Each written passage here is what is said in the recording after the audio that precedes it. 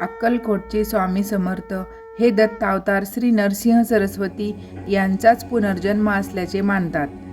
त्यांनी आपल्या आयुष्यात अनेक भक्तांवर कृपा केली, अनेक चमत्कार केले. नदीचे मूळ आणि साधूचे कुळ विचारू नये असे म्हणतात.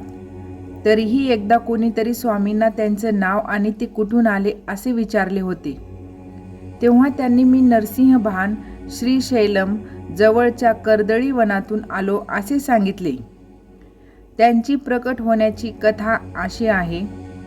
श्रीशैलमला महादेवाचे ज्योतिर्लिंग आहे. तेथे जवळच कर्दळीच्या वनात स्वामी समर्थांनी अनेक वर्षे एकाच जागेवर तपश्चर्या केली. खूप वर्षे तिथे असल्यामुळे त्यांच्या अवतीभोवती झाडे, केळी आणि मुंग्यांचे भले मोठे वारूळ तयार झाले होते. एकदा उद्धव नावाचा लाकूडतोड्या तिथली झाडे आणि वारूळ तोडून साफ करत असताना त्याच्या कुऱ्हाडीचा प्रहार स्वामींच्या मांडीवर बसला आणि त्यांना रक्त यायला लागले.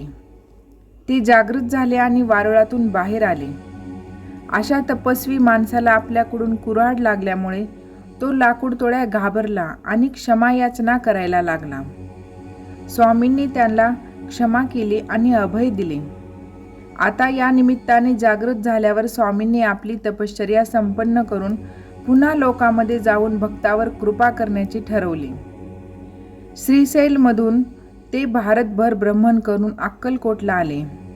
तेथेच त्यांची दीर्घकाळ वास्तव्य होते. भिवू नकोस, मी तुझ्या पाठीशी आहे, हे त्यांचे प्रसिद्ध वाक्य भक्तांना सदा सर्वदा त्यांच्या कार्यात बळ देते, भीती आणि संकटावर मात करण्याचा विश्वास देते. श्री स्वामी समर्थ महाराजांच्या अनेक बोधप्रद आणि अर्थपूर्ण गोष्टी आहेत, ज्या आपल्याला भक्ती, माणुसकी, जीवनाचे खरे रहस्य शिकवतात. अशाच दोन अत्यंत प्रसिद्ध आणि प्रेरक गोष्टी आहेत. आत्मज्ञानाचा खरा अर्थ, पंचपात्र आणि वेदांत. एके दिवशी अक्कलकोट येथे विष्णुबुवा ब्रह्मचारी नावाचे मोठे विद्वान संन्यासी स्वामी महाराजांच्या भेटीस आले. त्यांनी वेदांतावर खूप मोठे भाषण केले आणि महाराजांना प्रश्न केला, ब्रह्माचे यथार्थ रूप काय आहे?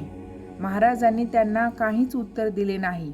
तेव्हा तिथे उभे असलेल्या एका साध्या बाईने, जी रोज दर्शनाला येत असे, स्वामींना विचारले की महाराज, या पात्रात काय आहे? त्यावर स्वामी हसले. त्या बाईने स्वतःच उत्तर दिले की हे पंचमहाभूतात्मक शरीर आहे. तिचे हे उत्तर ऐकून सर्वांना आश्चर्य वाटले.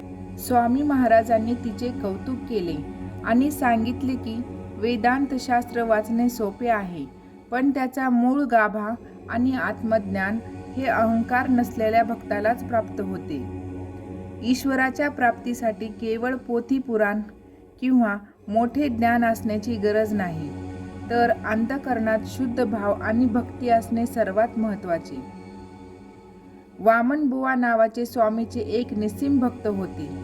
काही अज्ञानी लोक त्यांना स्वामींच्या चमत्काराबद्दल आणि सामर्थ्याबद्दल विचारत असत. वामनबुवांना हे अजिबात आवडत नसे. एकदा स्वामींनी स्वतः एका प्रसंगातून हा बोध दिला.